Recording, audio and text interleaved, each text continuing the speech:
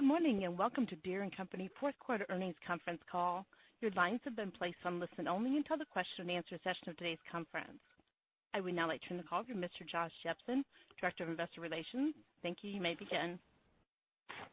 Hello. Also on the call today are Raj Kalathur, our Chief Financial Officer, John Lageman, Ag and Turf, Senior Vice President of Sales and Marketing for the Americas, Ryan Campbell, Vice President and Corporate Controller, and Brent Norwood, Manager, Investor Communications.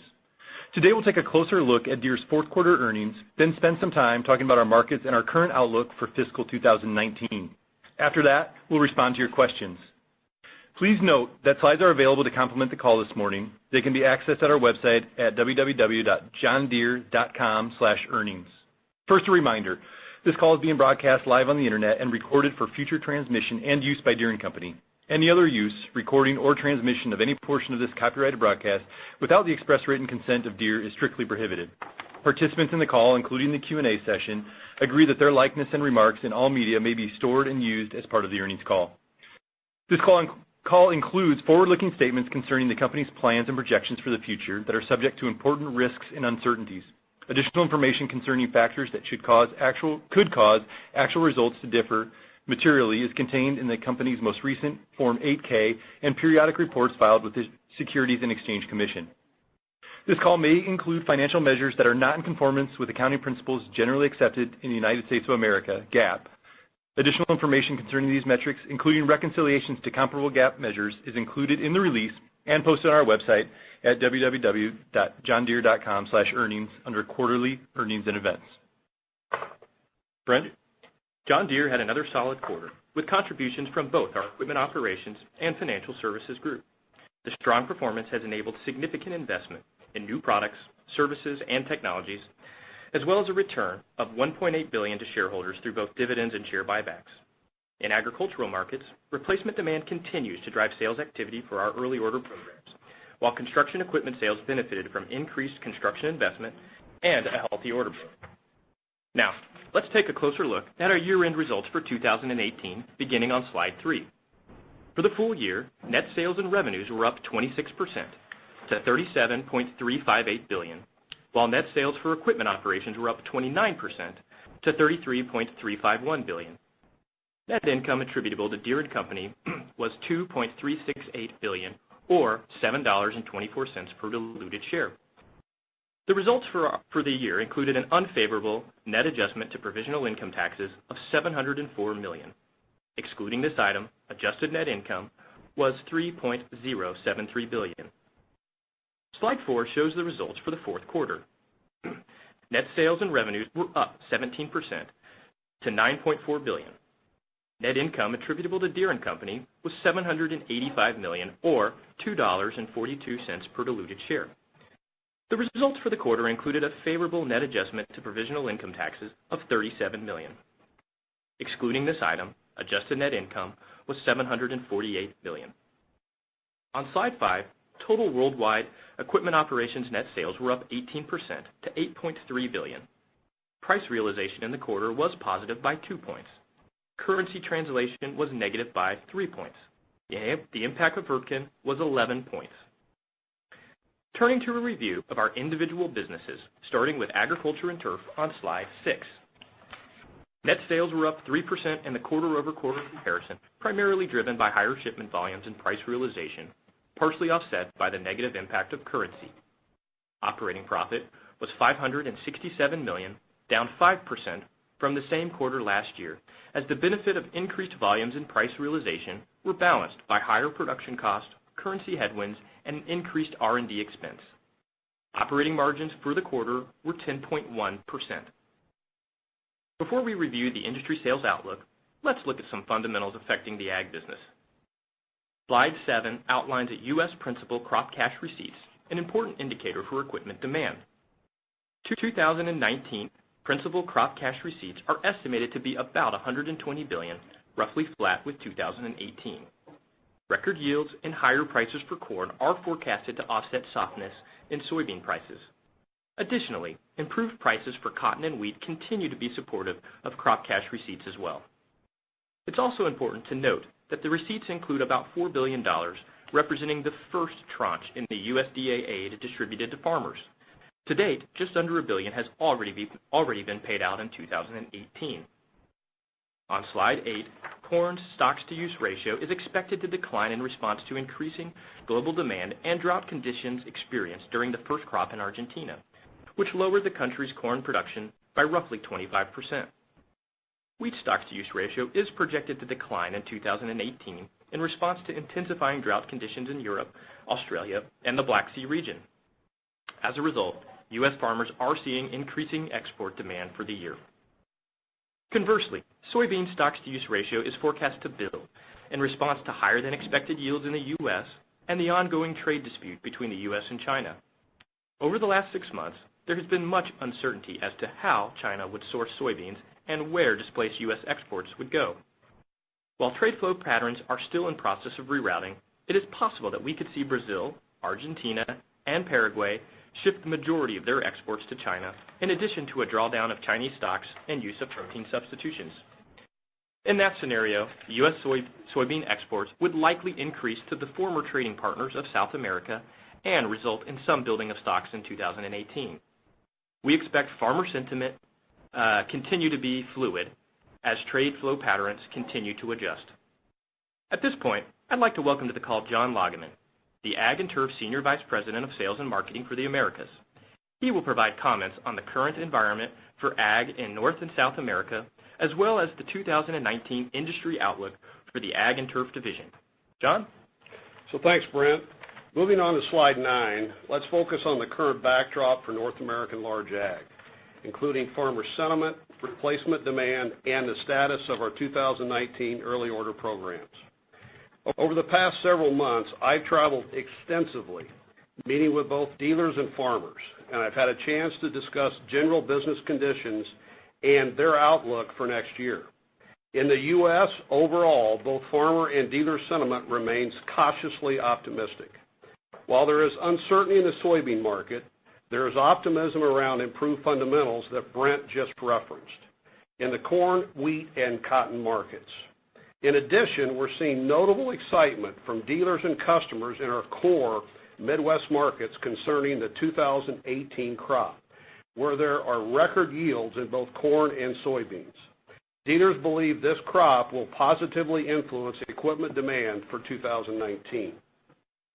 But despite this optimism, it is also important to acknowledge the ongoing uncertainty the industry faces regarding unresolved global trade issues. While many farmers believe these issues will be resolved before next year's harvest, there's no doubt trade concerns have had an impact on farmer sentiment over the last several months. Now, let's talk specifics on the industry and the reasons for our constructive view for 2019, which reflect the following 4 aspects. Number 1, we are in a replacement market. Number 2, replacement demand is being augmented by today's precision ag technology. Number 3, our approach in delivering this technology is uniquely and seamlessly integrated. And finally, the initial response to our 2019 early order programs has been supportive of our view. Now, let's take a closer look at these drivers. First, it is still a replacement market. That's because the fleet age has reached its highest point since 2013, and customers are increasingly citing a need for newer equipment due to hours and the age on their machines. Further to the second point, we see evidence that replacement demand is being amplified by the latest precision technologies, with many examples across our entire large ag portfolio.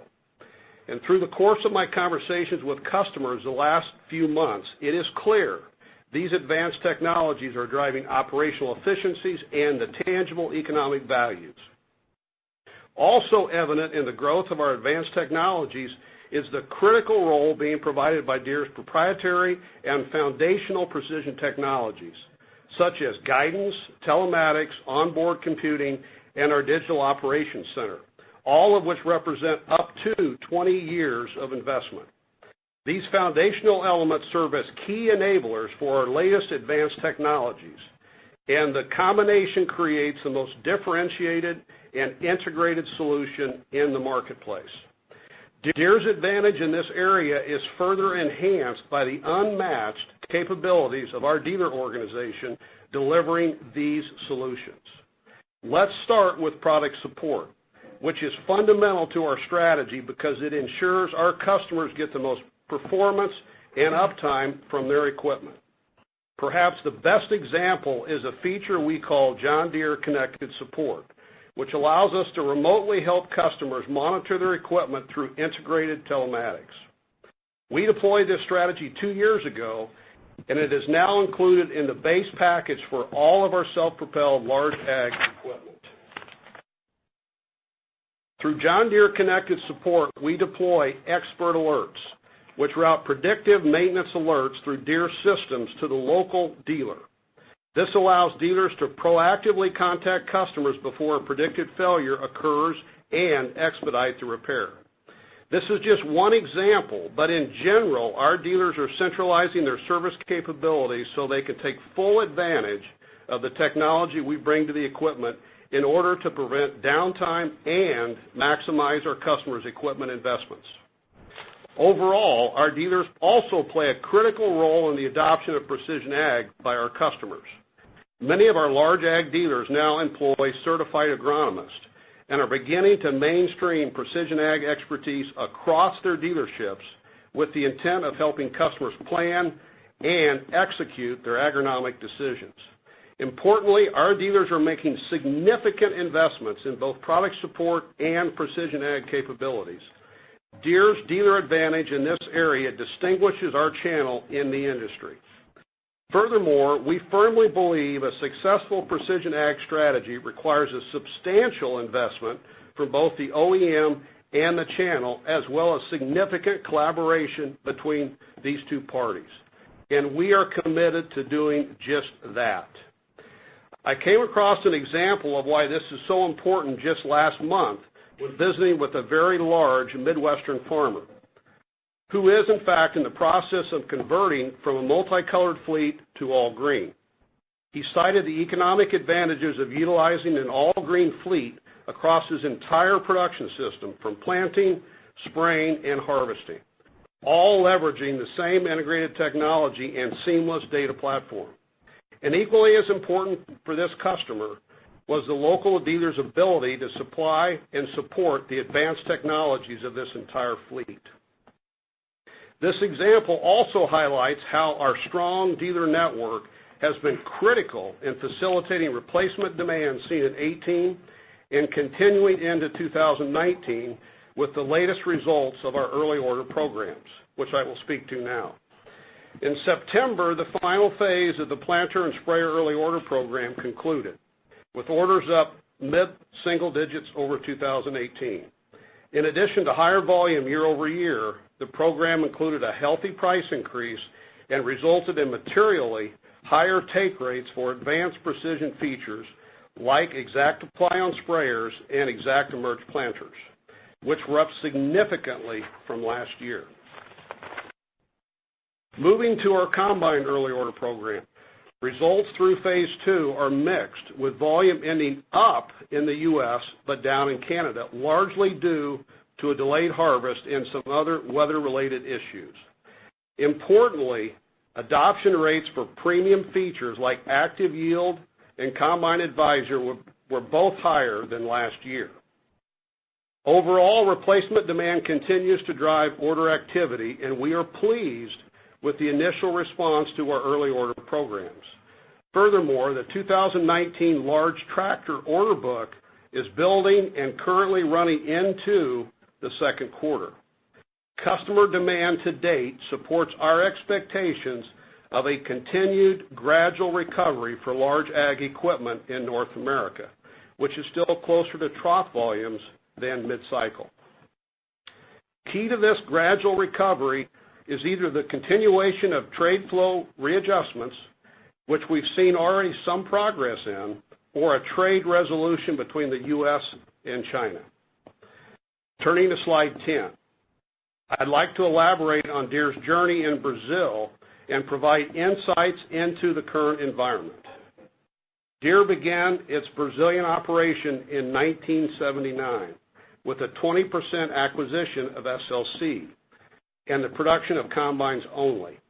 By the 1990s, we foresaw the country's enormous ag potential and began investing heavily in the region, launched our financial operations, and established the region's preeminent dealer channel. Over the last decade, Deere has tripled its tractor market share and now enjoys the leading brand position. We've also localized the complete soybean production system portfolio, including tractors, planters, sprayers, and combines, while achieving very attractive margins. Further augmenting this complete production system portfolio is our best-in-class distribution channel and Deere's latest precision ag offerings, which also lead the industry and further widen our competitive advantage. After recently traveling to Brazil this month and visiting with both dealers and customers, I can report the environment in Brazil is quite positive, with farmer sentiment boosted by recent election results and the outlook for expanding acreage. Despite some modest near-term pressure on freight and input prices, we remain very optimistic on the region's long-term prospects and will continue to execute our product, technology, and channel strategy. By region, our 2019 ag and turf industry outlooks are summarized on slide 11. Industry sales in the U.S. are forecast to be flat to up 5% for 2019. As I mentioned already, expectations for the year are largely driven by replacement demand as customers need to update their aged fleets and upgrade to more efficient technologies. Further supporting new equipment demand, used inventories are down over 1/3 from their peak in 2014, while pricing has remained stable with good low-hour Deere machines selling quickly and bringing strong prices. As mentioned, Midwest dealers are reporting the high yields of this fall's crop should have a positive impact on equipment demand, particularly as customers begin reviewing their tax scenarios.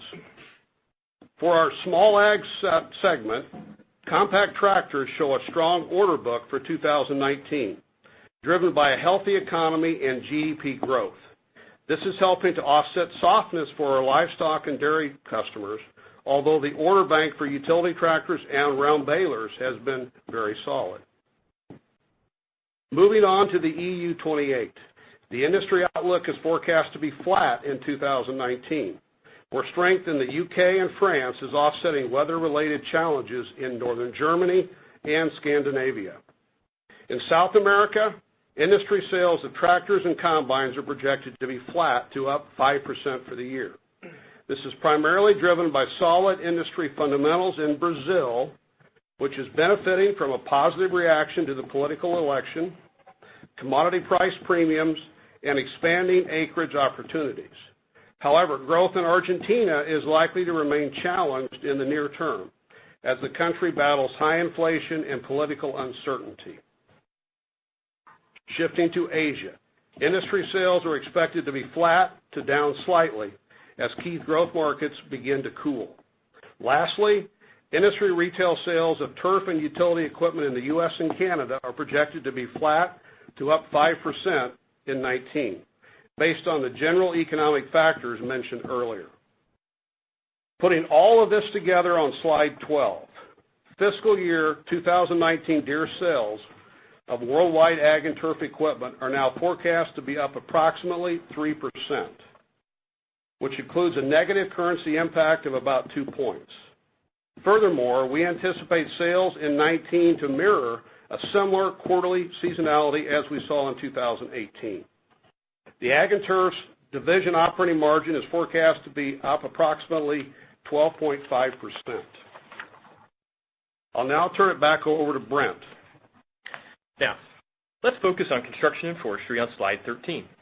Net sales for the quarter of $2.7 billion were up 65% compared with last year, driven by strong demand for construction and forestry equipment, as well as by the acquisition of Wirtgen, which contributed 45% of the positive improvement.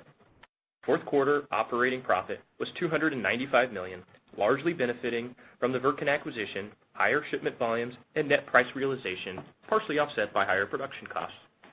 C&F operating margins were 10.8% for the quarter, but 10.9% excluding Wirtgen. Moving to slide 14. The economic environment for the construction, forestry, and road building industries looks solid and continues to support increased demand for new and used equipment.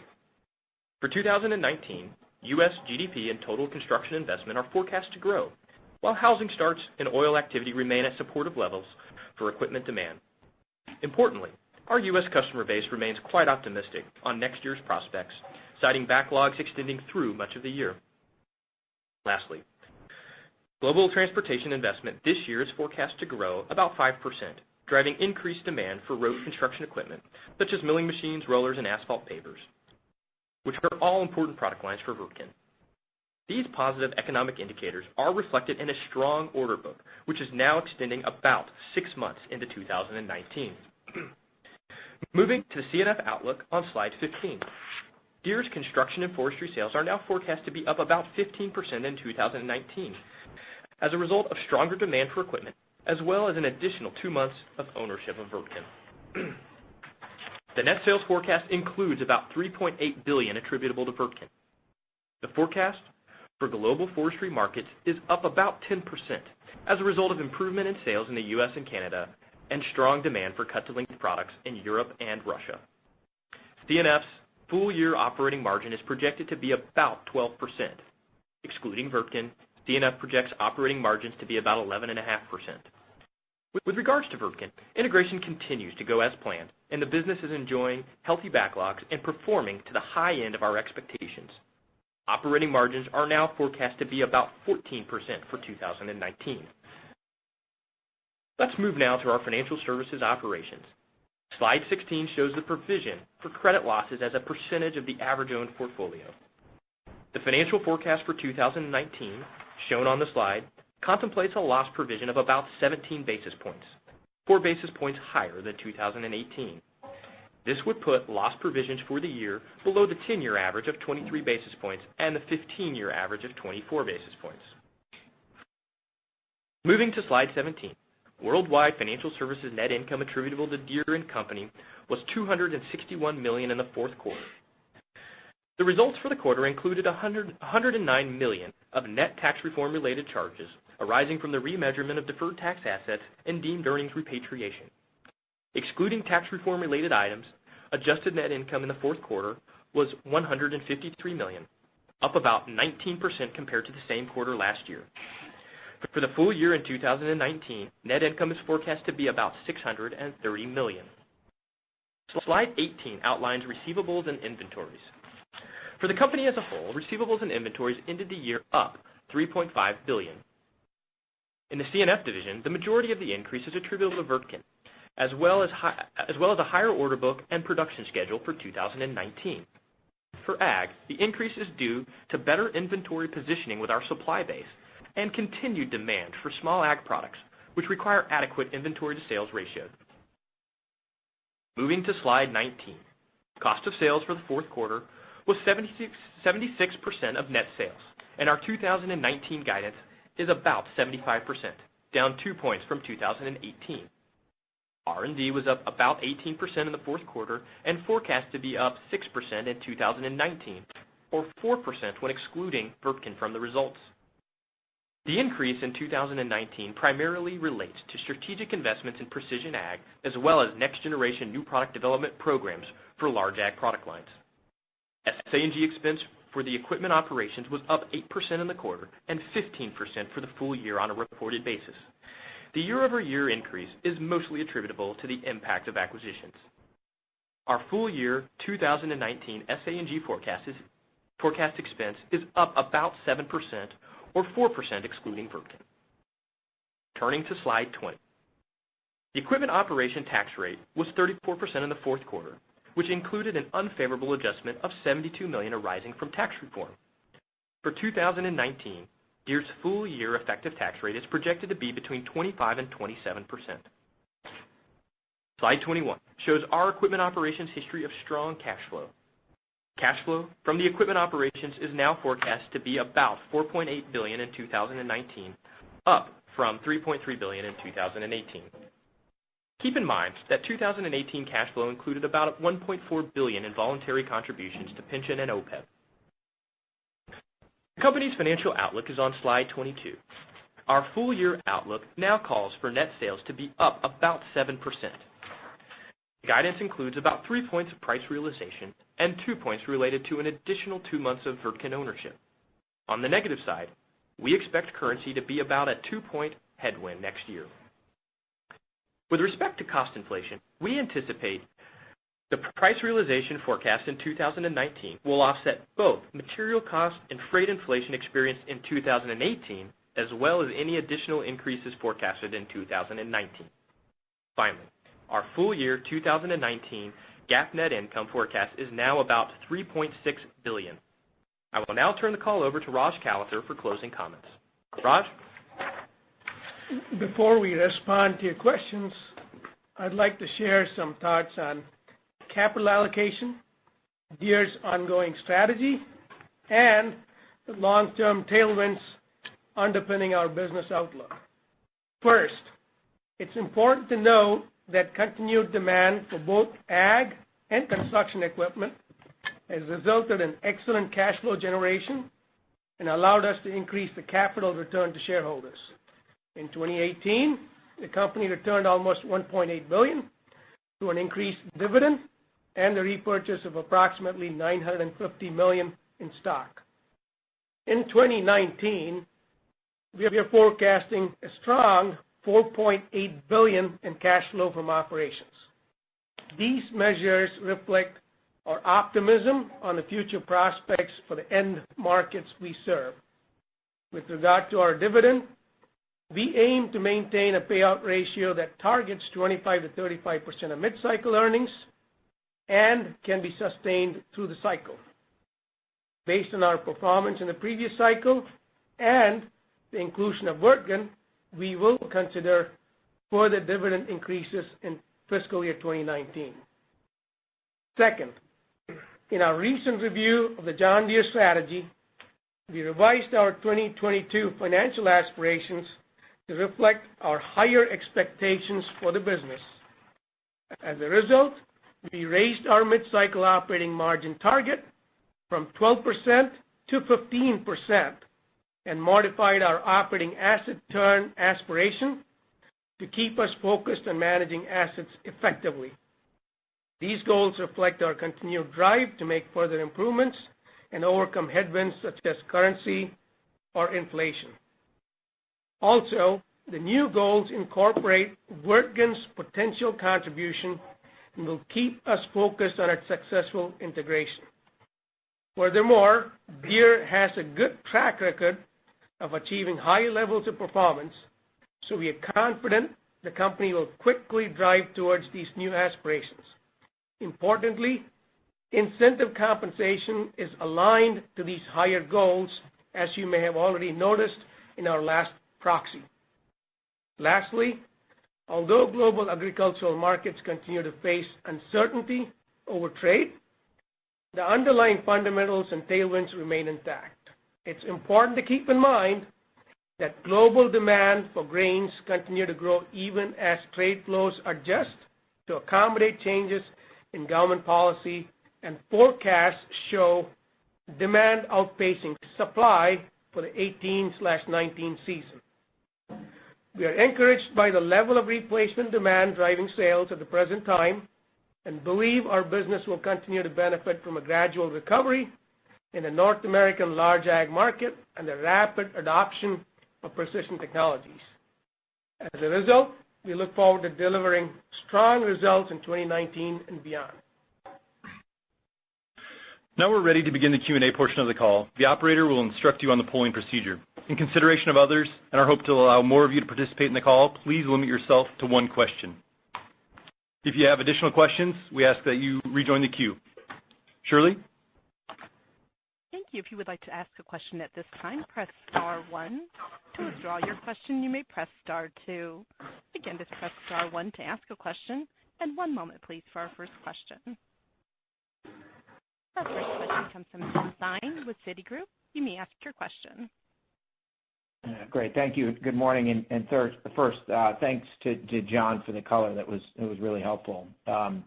Just coming back, Raj, on what you just finished with in terms of the updated goals, specifically the 15% at mid-cycle operating margin target. The company is, I don't think has ever hit that just in any year in the past. So maybe just, obviously, the inclusion of Wirtgen adds a different component to the sales and profit mix from what you've had historically. But maybe if you can just give us some kind of a little more color in terms of what helps to give you confidence in the company's ability to hit that mid-cycle margin target, just in terms of the maybe changes to the cost structure, et cetera. So that's my question. Thank you. Yeah. Sure, Tim. One, we talked about technology investments we've been making the last few years, and precision ag as an example.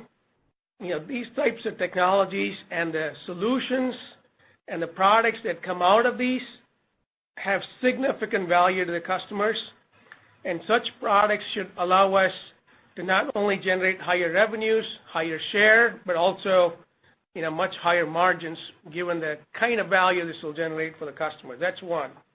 A second would be, John talked about connected support.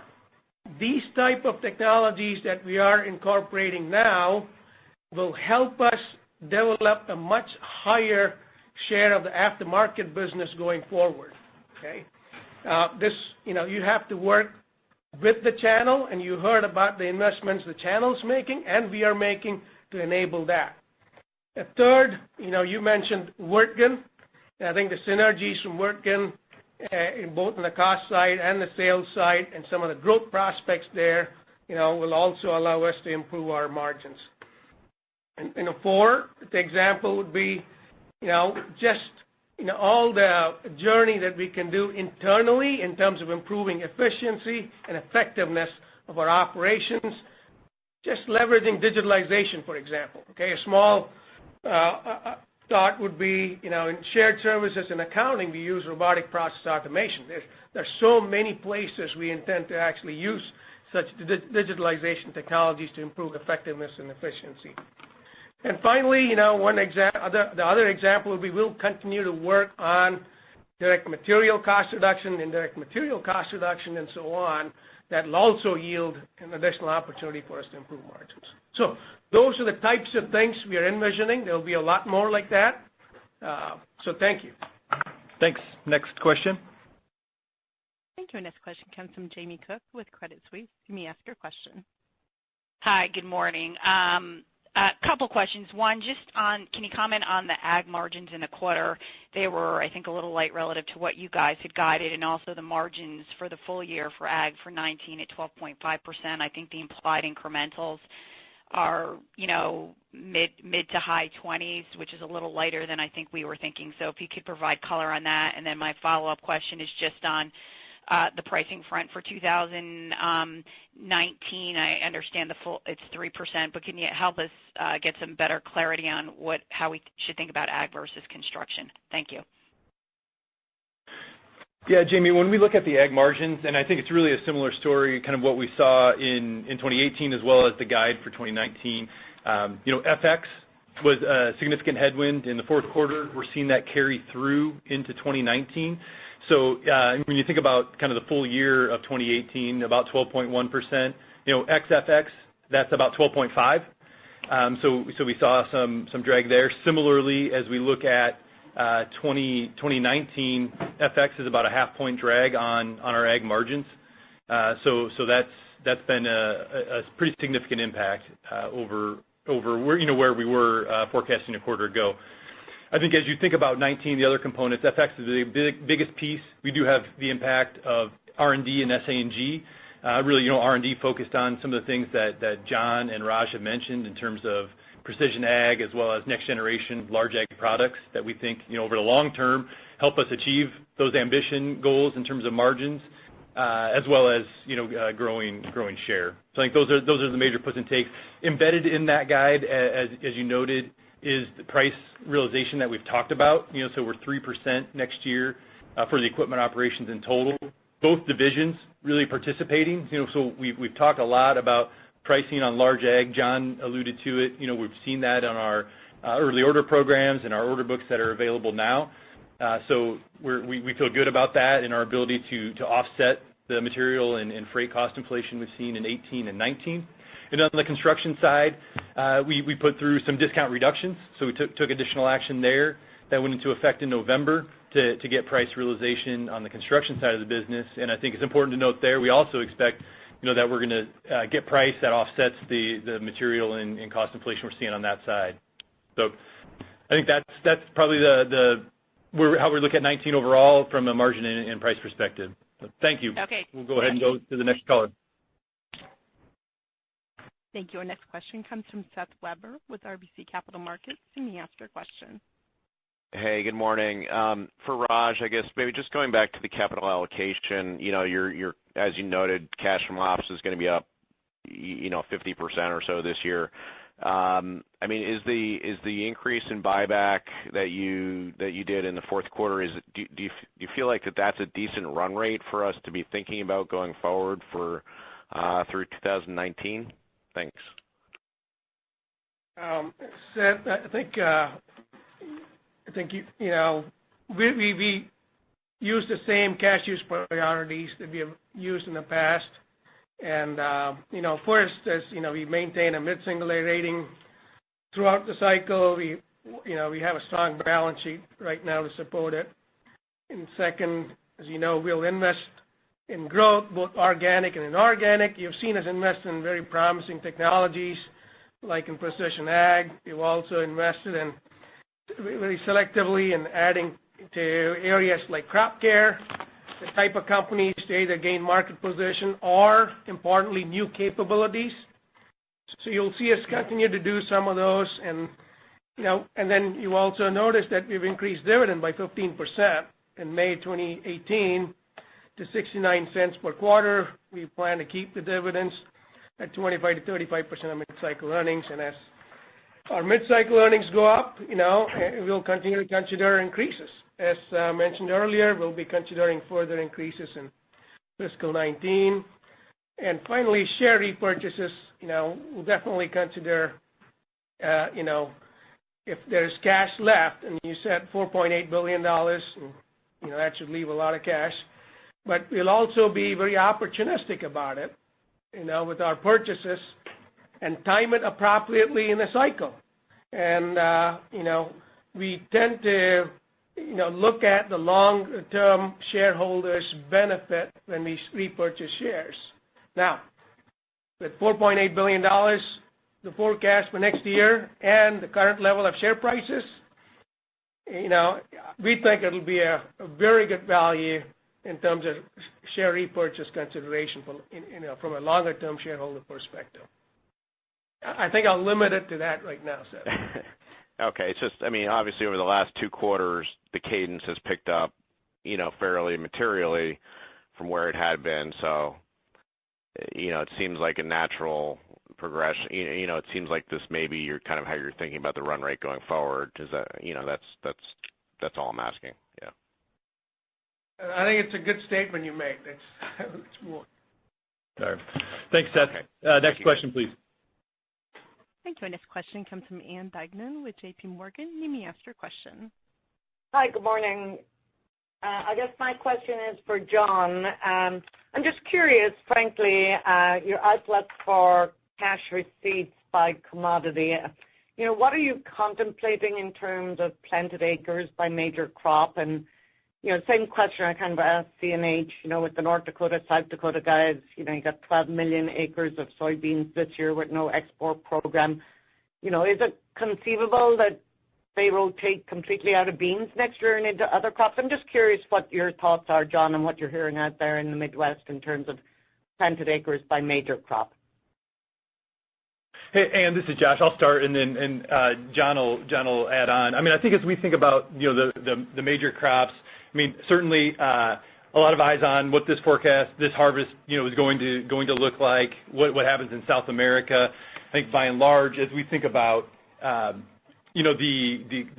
crop cash receipts, we're certainly seeing the benefit of the improvements in corn, cotton, and wheat this year in North America, and that probably does drive some shift in acreage, out of soybeans, but probably not all to one commodity, some to corn, some to wheat.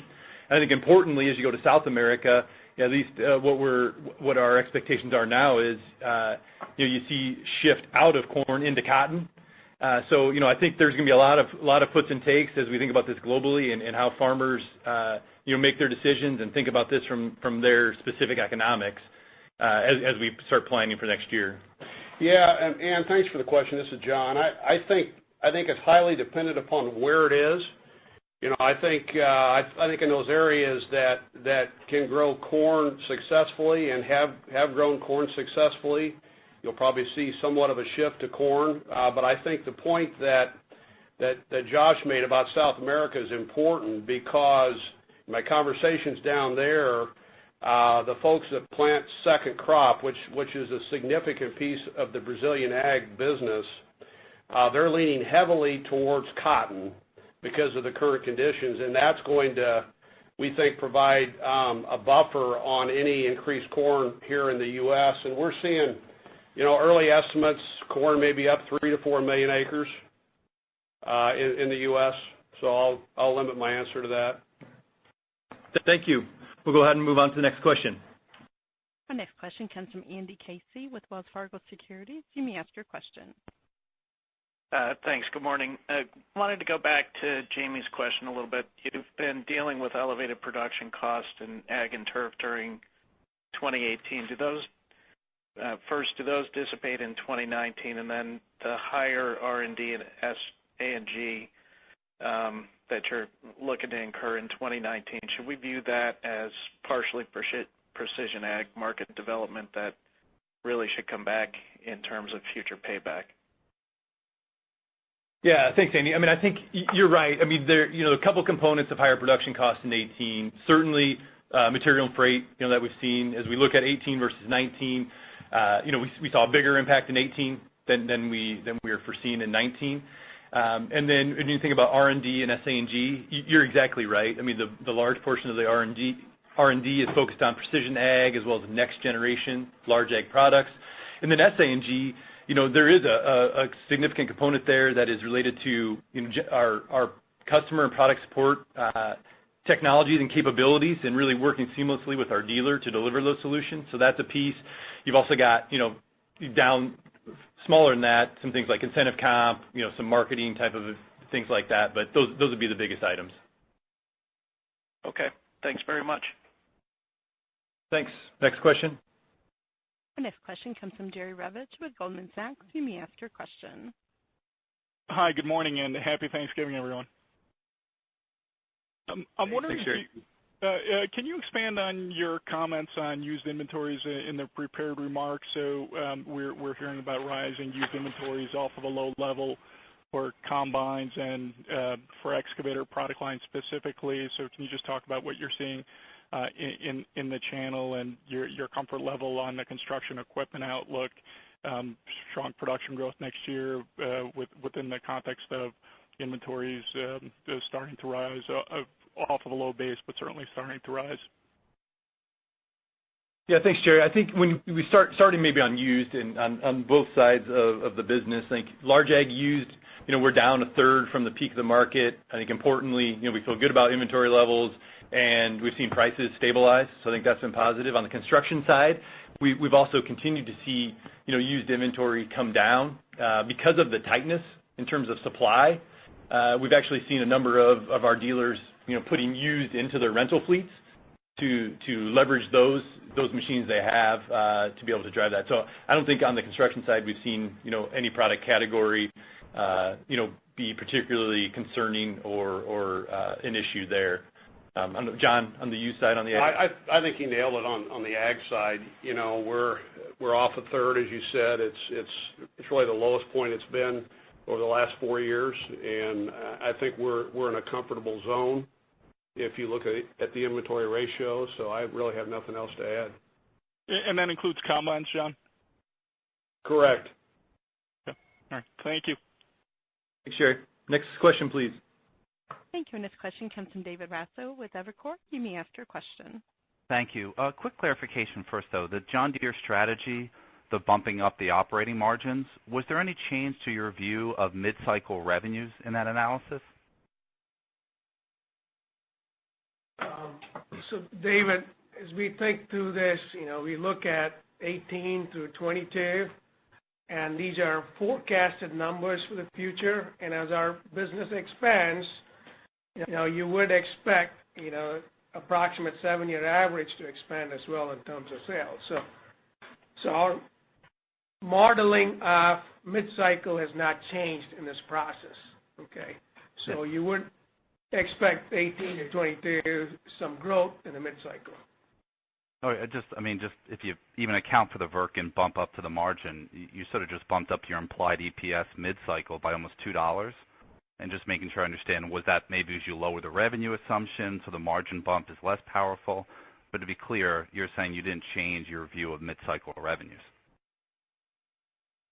We didn't change our, I think we didn't change our process to calculate mid-cycle revenue. Okay, the mid-cycle revenues will change based on what we post on a yearly basis.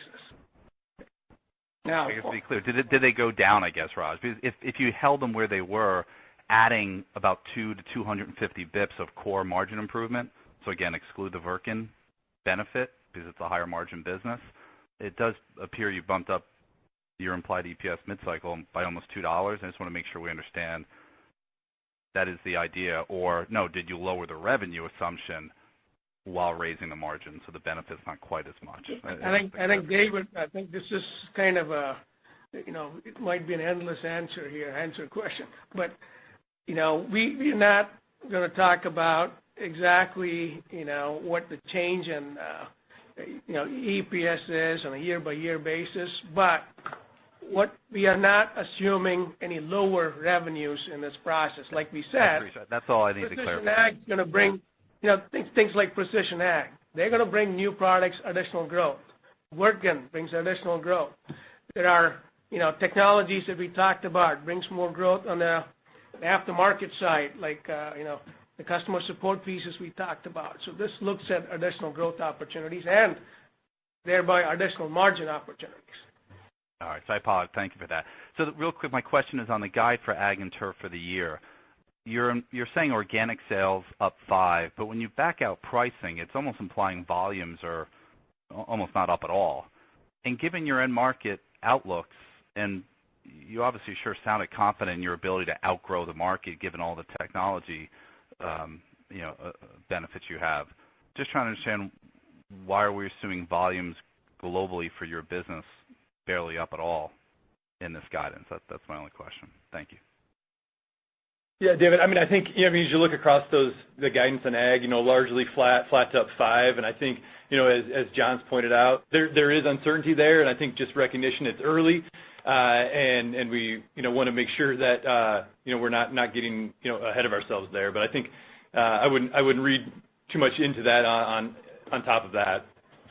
All right, I appreciate it. And we have the FX headwind that we talked about. That's significant on the top line. Hey, thank you, David. A lot more than one question. Thank you. All right, thanks. Bye-bye. Next question, please. Thank you. And next question comes from Joe O'Dea with Vertical Research Partners. You may ask your question. Hi, good morning. Just looking for any insight on where we stand on the farm aid payments. You've talked about, how much has been paid so far on the first tranche, but what your visibility is into any announcement on a second tranche, and so the timing of that, the amount of that, and how that might be spread across commodities. Thanks, Joe. I think, as you've noted, there's been conversations that there's expectations that could come out December, similar amount. I think probably importantly, as we think about that, we're seeing, as noted, some of that payment come out quicker. So the expectation, we see some of that, come through maybe more here in the next month or two on the first tranche. So we'll see the timing of that, but announcement in December, you could see that, in the first couple months then of calendar 19. Okay, thanks a lot. Thanks. Next question. Thank you. Our next question comes from Courtney Yakavonis with Morgan Stanley. You may ask your question. Hi, thanks. Just wanted to get some clarification on the margin guidance for A&T and for C&F next year. Do those, how much headwind are you guys assuming from the Section 232 and 301 tariffs, and are you assuming the 25% goes into effect? Yeah, great question, Courtney. So I think when you think about steel, overall, we're seeing higher. We saw a bigger impact in 2018 than we do in 2019. A couple things at play there. As you think about hot rolled coil on the ag side of the business, our fourth quarter is kind of where we saw the higher level of steel pricing, and we've actually that's what we forecast as we look into 2019. So we're at a more elevated steel level. As it comes down, as is forecast, that would be beneficial. On the C&F side, plate steel has actually been higher, and we've not really seen that move a whole lot. So that's it's in our forecast, but it appears to look like it'll stay at higher levels throughout the year. So 18, 19 all in. 18 is a little bit higher. We're seeing that impact in 19. I think importantly, we're getting price in both divisions to offset that inflation. As you think about the 301 tariff, so we've estimated about $100 to $125 million for the enterprise across the year in 2019, and that's at the 25% level. And what our teams would tell you is they're working really hard with suppliers and negotiations to try to beat that number. But that's what we've got embedded in the forecast, is about 100 to 125. So thank you. Next question, please. Thank you. Our next question comes from Mig Dobre with Baird. You may ask your question. Yes, thank you. Good morning. Just want to talk about C&F a little bit. You talked about order book extending 6 months into 2019. Can you frame that? And then on your implied core growth of 12, can you help us understand how you're thinking about Wirtgen versus your legacy construction business? Thanks. Yeah, so I think when we think about the order book, so we talk about we've got six months of orders in hand. That's well beyond what we typically run. Somewhere a month to less than 2 on a regular basis. So quite a bit more visibility. And that's really just based on orders we're seeing come in, the backlog of work that our contractors have. Because I think when we step back and look at the economic indicators affecting that industry, they're still supportive. You think about, like I mentioned, the backlog. Housing has been continued to be supportive, and so I think that's been positive. Rental utilization, rental rates have been strong. So I think that's what is driving and informing that outlook. As we think about legacy C&F versus Wirtgen, I think Wirtgen, as we talked about, and I think Brent mentioned, about $3.8 billion of sales next year. So solid growth, healthy backlog there. Underlying that is about 5% growth expectation in global, transportation, road transportation spending. So I think that's positive as well. So I think all of those factors, kind of economic drivers, are what would be forming the forecast there, and we feel good about where that's at right now. So thanks. We'll go ahead and move on to the next question. Thank you. Our next question comes from Steve Fisher with UBS. You may ask your question. Thanks. Good morning. I wonder if you could talk about the 30% increase in CapEx, roughly, that you're planning for 2019. What's in that? How tied is that to some of the things you mentioned on R&D? And how much maybe incremental depreciation is flowing through 2019 net income as a result of that higher CapEx? Yeah, Steve, when we think about CapEx, it is, as you noted, a similar story to R&D in that, we're focused on, advancing our capabilities in precision ag, large ag products, the next generation. I think in our view, we've got an opportunity to extend our leadership position, and continue to move forward there. So that's really what we're doing. And I think those would be the biggest components of that increased spend. Is there a big incremental? Go ahead. Sorry, go ahead, Steve. Yeah, I was just going to ask the clarification about the incremental depreciation flowing through into 2019 net income as a result of that 30% increase. Yeah, I mean, I think, we're up. It's up less than $100 million. If you look at slide 26, it's about $75 million of increased D&A next year. Okay, perfect. Thanks a lot. All right, thank you. Next question. Thank you. Next question comes from Rob Wertheimer with Melius Research. You may ask your question. Hey, thanks and good morning. My question is just on the volume contribution from precision ag features and options. How much is that contributing to volume this year? And do you have any comment, because we don't know penetration rates overall, what the potential contribution to that feature set is, whether it's a 10% increase in your volumes or 5 or 20 or what? Rob, we haven't sized that exactly. What I tell you is it is impactful when we think about things like exact emerge and exact apply. We're seeing those up significantly from a take rate perspective over a year ago. In some cases, 50% increase in the take rates there. Similarly on the combine side, where we're seeing Combine Advisor and Active Yield be extremely high penetration rates and adoption. So we haven't, so it's difficult to size what does that mean towards our top line, but we think it is part of the impact there, and it also helps our ability to get price because of the value and economic value we create for the customers. And John. Yeah, I think that's the main thing. It's because it's really integrated into the product. I think it's hard to measure the incremental value of it, but it really helps sell the value of the product. So I think that's the main perspective. Yeah. So I think, Rob, that doesn't probably answer your question perfectly, but I think at this point we'd say it is impactful, and as noted by our investments in R&D capital, we think it'll continue to be more important and as we go forward. So thank you. We'll go ahead and jump to the next question. Thank you. Our next question comes from Chad Dillard with Deutsche Bank. You may ask your question. Hi, good morning, everyone. Just wanted to dig into the inventory increase that you saw exiting the year for A&T.